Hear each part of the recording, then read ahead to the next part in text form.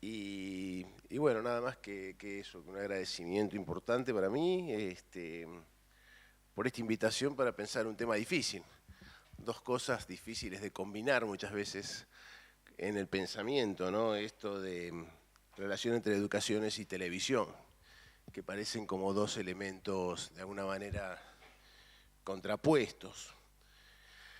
por lo menos de cierto pensamiento, ¿no?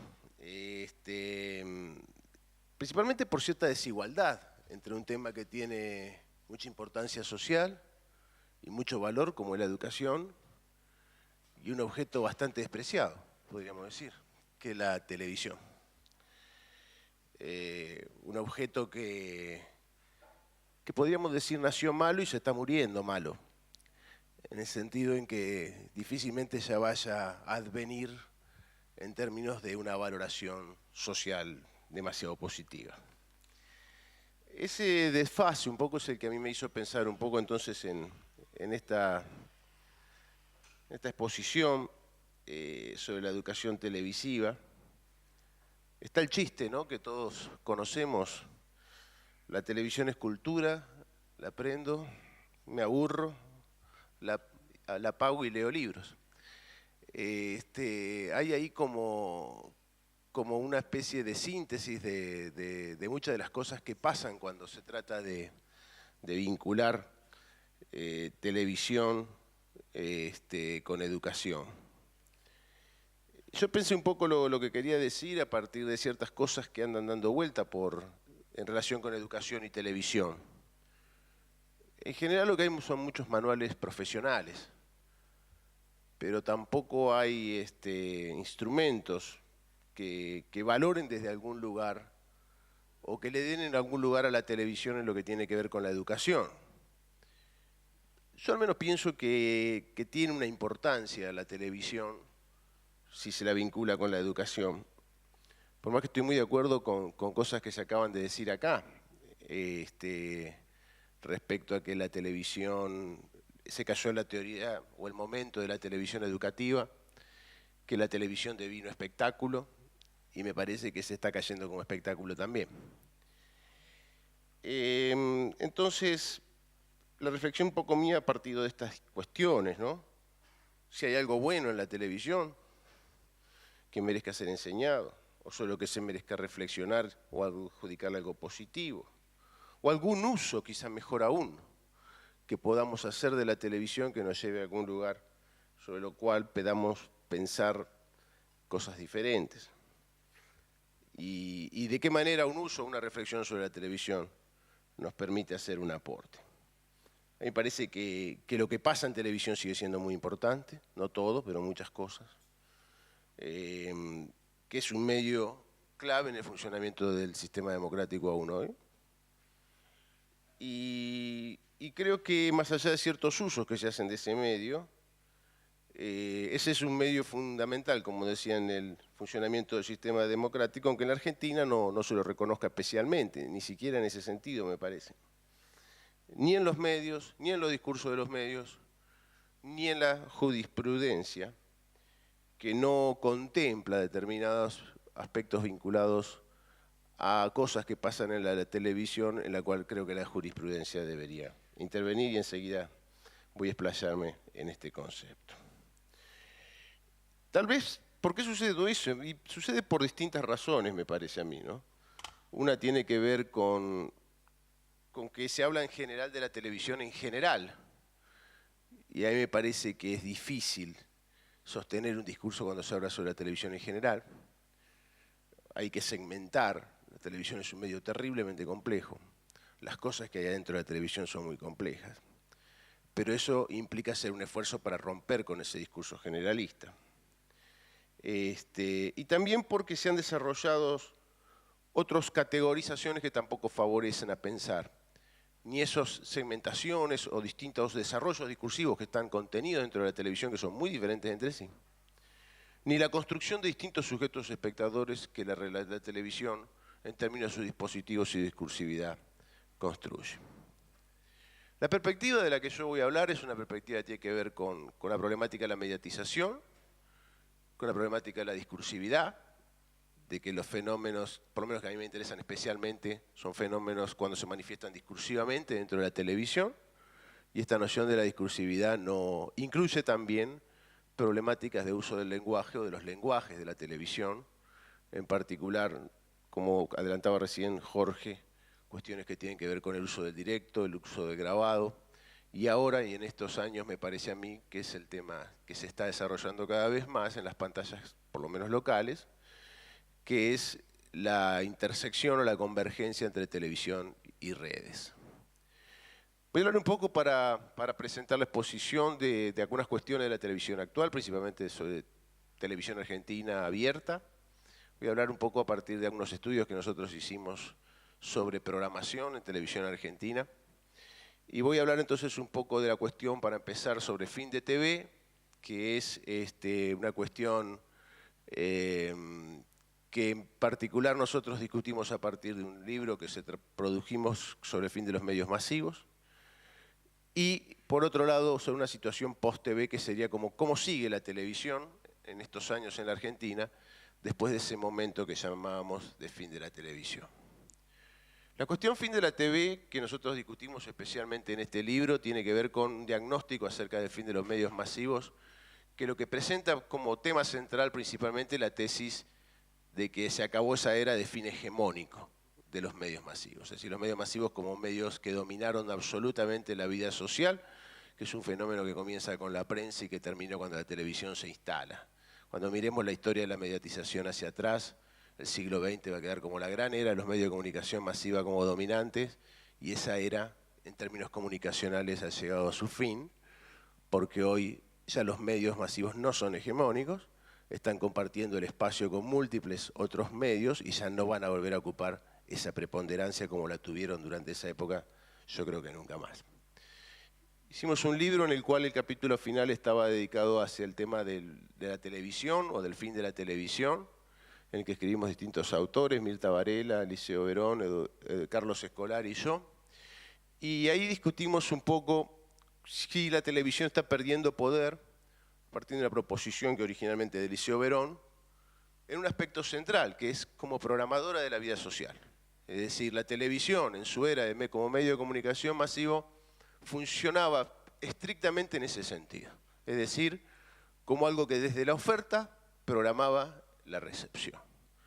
Un ejemplo que solía dar Verón, que me parece atractivo para entender eso, era en el mercado de los productos, la comunicación audiovisual funcionaba como si uno, para tener que ir a comprar un yogur, tuviera que ir a las 5 de la tarde en un determinado momento del día. Así funcionaba la televisión, ofrecía las cosas en un determinado momento y desde la programación se programaba el consumo, desde la oferta se programaba el consumo. Cambios que están afectando a este sistema de funcionamiento. Dos que sin duda son claves. Uno que tiene que ver con cambios en el sistema mediático y otro que tiene que ver con las prácticas sociales. Cuando pensamos en los cambios en el sistema mediático que han afectado fuertemente a la televisión, por un lado, sin duda, la emergencia del cable. La emergencia del cable y su expansión y crecimiento hoy en la Argentina, compitiendo en términos de audiencia con la televisión abierta. Y por otro lado, y obviamente, la emergencia de los nuevos medios. El cable, principalmente a través de la oferta de ficción y deportes, la oferta de los nuevos medios que consumen ya tanto tiempo, recién se hacía referencia a la situación con los jóvenes, que cada vez somos más los que dedicamos más tiempos a otros medios, que ya es un tiempo menos que le vamos dedicando a la televisión y que va disminuyendo su preponderancia, su pregnancia, su importancia en la vida social. La oferta por plataformas, por streaming, la llegada en este caso de Netflix a la Argentina, con una escena muy vieja, a mí me cuesta entender esta publicidad, ofrece una escena de consumo como de la televisión masiva histórica, cuando si justamente algo permiten estos nuevos accesos, es que la multiplicación de plataformas en el hogar va a permitir que cada uno de los que están ahí, y esto es una de las causas de la muerte de la televisión, estemos mirando cosas distintas. Todo un dispositivo ahora didáctico de cómo conectar la computadora al LCD.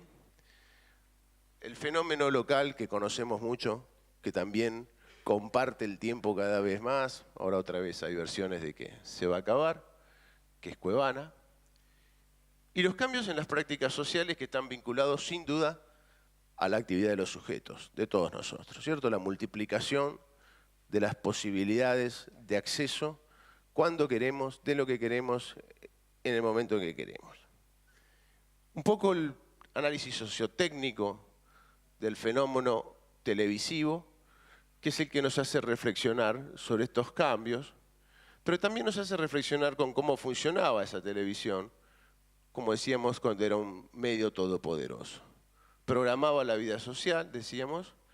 y generaba una escena de consumo histórico, que nosotros conocemos todo, que es la que está en profundo proceso de disolución, a medida que además se van expandiendo las tecnologías en el hogar, hecho que confirman todas las encuestas en la Argentina del 2006 para acá, y desde antes también, como las que ha publicado el Ministerio de Educación. Fenómenos que afectan esa escena histórica del consumo, que son la multiplicación de las pantallas en el hogar, que permiten visionados diferentes y ya no obligan a visionados conjuntos. La multiplicación de las pantallas fuera del hogar, que permiten otros consumos en la movilidad, que es un tema clave hoy en términos del consumo a través de dispositivos.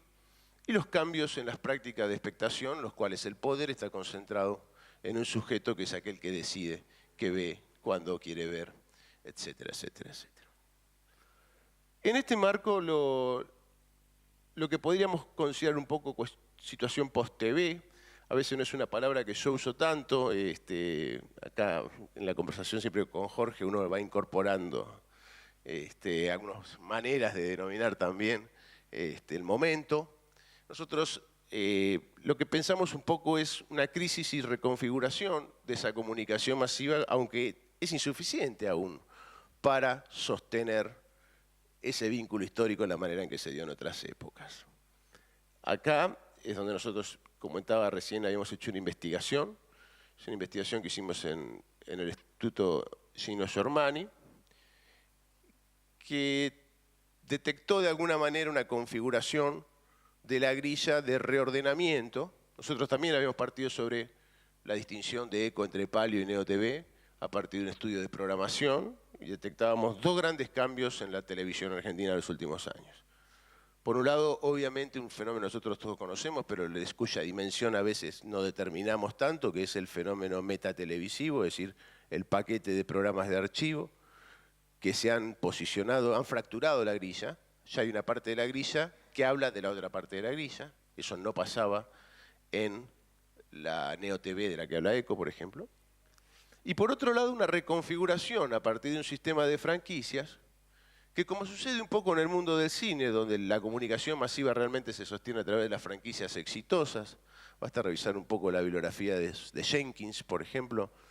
para advertir cómo intuiciones o cuestiones que él presentaba allí acerca de las franquicias, los fans, se han convertido también en estrategias exitosas por parte de la industria, funcionan dentro de la televisión. Si consideramos que hay un emisor y un receptor, y esta es una grilla, la de fondo, que era como se funcionaba en la época de la televisión marcada por eco, que se distinguía entre ficción y no ficción, lo que ha sucedido en estos años es que determinados programas, la versión local de Big Brother, la versión local de So You Think You Can Dance, se han convertido en centros de la programación televisiva y han construido alrededor de ellos, primero intencionalmente porque ellos produjeron los programas que se ocupan de ellos, ¿cierto? Endemol produce El Debate, Showmatch producía un programa que era la previa, esto es de los años que hicimos la investigación, ya de 2005. Han generado alrededor de ellos una multiplicación de programas que se ocupan exclusivamente o dedican mayor parte de su tiempo a estos otros programas, que se convierten en programas satélites de esos programas planeta. El efecto esto sobre el conjunto de la televisión o sobre la programación televisiva y de los cambios en relación con la época en que ECO planteó la distinción Neo TV y Paleo TV, es que esta televisión es una televisión que se asumió que no se puede dirigir a todos. ya es una televisión que asumió que no puede ser masiva como lo era históricamente. Porque aquel que nos interesa por estos programas o por los comentarios sobre estos programas ya está excluido del vínculo del contrato comunicacional de la televisión. De alguna manera, en este modelo, al igual que en la televisión sobre la televisión, podríamos decir que el fin de esa televisión masiva figura en su enunciación, porque asume que esa no se puede dirigir a todos, ya no puede convocar a todos, y esta televisión, que de alguna manera es una televisión del espectáculo, porque el sujeto espectador convocado principalmente ya no es un sujeto a través de un paradigma educativo, sino que es un sujeto sobre el espectáculo, que es básicamente el sujeto espectador de franquicias, que es un consumidor, es el que aparece convocado, pero ya sin la fortaleza de ese vínculo, tal como se podía establecer en una época en la cual la televisión no tenía las competencias tecnológicas que tiene hoy y en la cual no estaban los cambios sociales que se han producido a partir del nuevo proceso de mediatización. La pregunta es si ese es el sujeto a educar. Si este sujeto, que es el sujeto espectador del espectáculo televisivo que va cayéndose cada vez más en su pregnancia, sigue siendo el sujeto a educar. Yo creo un poco como se decía que sí, que ese objeto de intentar educar a ese sujeto no debe detenerse, que la educación artística debe seguir siendo un objetivo, preparando al sujeto para otros placeres que no son esos que ofrece la pantalla, otras discursividades, otros recorridos por la cultura que enriquezcan y permitan en la amplia oferta mediática de dispositivos y multiplicidad de discursividades que hay hoy, seguir otros recorridos. Pero también, y siguiendo esta expansión, esta exposición, aparece otra cuestión que es si esa crisis de la televisión sobre el tema del sujeto a educar, voy a volver, si esa crisis de la televisión como programadora de la vida social es toda, es total, o se abarca toda esa grilla o esa oferta de la televisión. Acá me parece importante, y esto es un resultado de una discusión que dimos cuando discutimos el fin de la televisión, es que en el fin de la televisión los dos principales dispositivos y lenguajes de la televisión se manifiestan o aparecen de modo diferenciado y no tienen la misma vida sobre vida, podríamos decir, lo que consideramos las no emisiones en directo y las emisiones en directo. Las emisiones que no son en directo, indudablemente presentan mayores limitaciones para programar la vida social. ¿Por qué? Porque son las que se ven más afectadas por las nuevas posibilidades de los sujetos a través de los dispositivos. Los dispositivos pueden ver los programas que no son en directo en muchas ocasiones antes, descargándolos, o por sobre todo después, sin suspender otras actividades sociales o mediáticas. Es lo que aconteció claramente en la Argentina con Lost y lo que está sucediendo con las principales franquicias que se pueden descargar antes, núcleos de parte de lo que es la oferta televisiva y que se lo puede ver a través de distintos portales o se lo puede ver después, con lo cual se pueden suspender otras actividades sociales o mediáticas. No hay necesidad de suspender actividades sociales si es por ver un programa de televisión. Cuando las transmisiones son en directo es cuando la cuestión cambia, porque el directo ocupa un lugar diferenciado dentro de lo televisivo, tanto en el campo del debate sobre el fin de la TV como en los discursos de los nuevos medios. Este lenguaje, que es el lenguaje específico que la televisión trajo, absolutamente degradado, porque tiene un sistema de montaje diferente, porque tiene capacidades de realizar operaciones discursivas totalmente distintas. En general es más pobre que las posibilidades de grabado. Por ejemplo, el directo no puede realizar un flashback, pues no puede realizar un flash forward por sobre todo, y no puede realizar un flashback a no ser de que se convierta en mixto, es decir, que articule directo y grabado. El directo, la toma directa,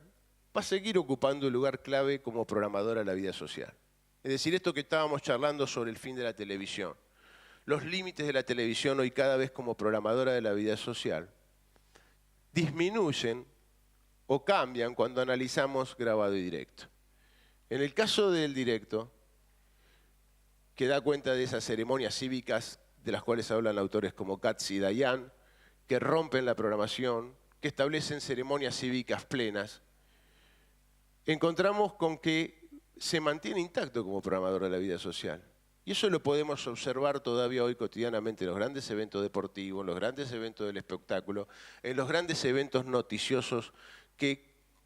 concitan la atención social. Y además estos grandes eventos mantienen o suelen mantener importante riqueza discursiva que se está dando hoy a través de los fenómenos de la convergencia. Un caso que yo estudié recientemente que me pareció especialmente interesante fue, por ejemplo, la transmisión de la ley, del voto de la sanción de la ley sobre matrimonio igualitario en la Argentina. Cuando uno observa cómo han cambiado las pantallas en los últimos 10 años, uno de los cambios importantes de las pantallas televisivas es que se llenaron de textos.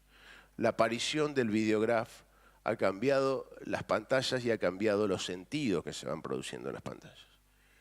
Y un fenómeno actual interesante, acá tenemos el fenómeno histórico de la pantalla partida, que es como el límite enunciativo del directo, es que se han empezado a incorporar a las redes, Facebook, en relación con la discursividad de la televisión. En el caso de la transmisión, por ejemplo, de la ley de matrimonio igualitario, esta inclusión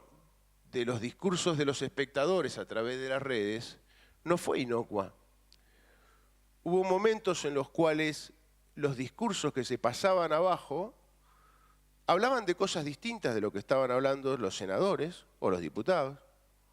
y a veces decían cosas en contra, tanto de una posición como de la otra.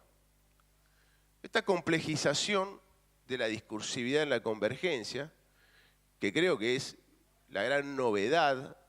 en términos de construcción de discursividad televisiva, si lo comparamos históricamente con ese desarrollo que fue la emergencia del directo y luego y del videograbado, fenómeno que planteaba hace muchos años ya Jorge, me parece que es un fenómeno que hoy merece una atención y que merece una atención como para reflexionar sobre él y también en términos de la discusión que las instituciones educativas pueden dar en términos de una riqueza para sacar conclusiones de las cosas que pasan en televisión todos los días y que no vemos y dejamos pasar.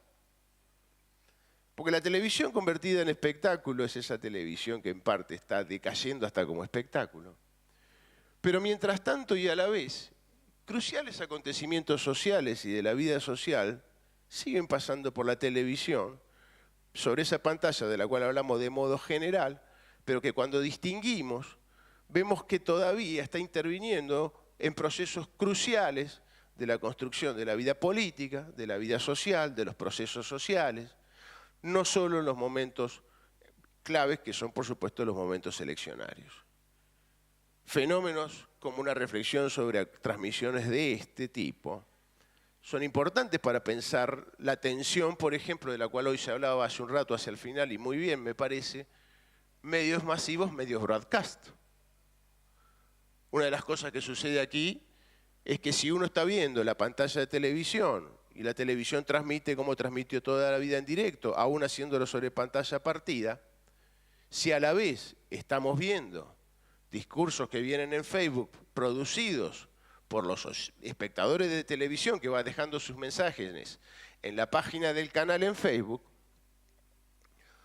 se enriquece nuestra lectura en términos de una discusión, porque lo que empieza a pasar ahí es que nos tenemos presente y a la vista de manera permanente que ese discurso que la televisión nos ofrece no es el único, no es el único de lo que está pasando en ese acontecimiento, que ese acontecimiento viene acompañado por una serie compleja de discursividades sociales, que sobre esas discursividades podemos discutir, podemos poner en correlación lo que dice la poderosa institución emisora histórica en relación con lo que viene del otro lado, etcétera, etcétera, etcétera. Si reflexionamos por qué el directo puede tener semejante constitución o poder en la vida social, Obviamente, un proceso crucial es que cuando nació instauró un nuevo sujeto mediático. Ese sujeto fue el testigo mediático de los acontecimientos de nuestra propia historia en el devenir, que aparecen en determinado momento. Lo que está sucediendo en estos años es que, atravesado por la convergencia, las producciones de sentidos en relación con esos objetos se han complejizado. Una televisión que yo creo que abandonó el proyecto educativo, que se convirtió en televisión del espectáculo, pero en relación con la cual la reflexión a partir de las instituciones educativas tiene que seguir siendo importante y debería seguir siendo importante. A mí me parece que las instituciones fácilmente pueden tomar a este objeto como un objeto de discusión si abandonamos el discurso generalista general. O sea, es fácil ponernos hipercríticos, yo también lo soy, hay mucha televisión basura sobre la televisión, pero no podemos dejar que cosa tan importante queden en manos solamente de ese discurso. Un fenómeno crucial en la Argentina, me parece a mí, con lo cual voy a ir cerrando, es que del año 83 a hoy, por ejemplo, no hemos tenido debates presidenciales. Son esas cosas obvias de las cuales nadie habla y a las cuales nadie le interesa, pero que tienen que ver con la problemática de la televisión, con la problemática de la constitución de la ciudadanía, con la problemática de los derechos que tenemos, uno de los cuales es ver alguna vez un debate presidencial que debería ser obligatorio y que además no tiene nada que ver que si sucede en televisión o sucede en otros lugares. Yo creo que fue positivo que se haya hecho, por ejemplo, este año un debate en la ciudad de Buenos Aires. No ha habido debate presidencial del 83 a hoy. Los principales debates políticos, como sabíamos, se desarrollaban en un programa de la televisión privada. No tenemos una legislación mínima que declare obligatoriedad a participar en debates a candidatos presidenciales, como sucede en Brasil, por ejemplo. No está pautados los tiempos, ni los espacios, ni las condiciones en que los debates se deberían desarrollar. Todos temas de discusión que tienen que ver con un proyecto, si se quiere, que vincule televisión y educación desfasado. No creo que la televisión ya nos pueda educar, pero me parece que sí podemos retomar la discusión sobre la televisión para educarnos a nosotros mismos, para discutir las cosas que queremos discutir, para discutirlas en relación con nuestros alumnos en las instituciones educativas, porque las cosas que siguen pasando hoy siguen siendo importantes. Voy cortando acá.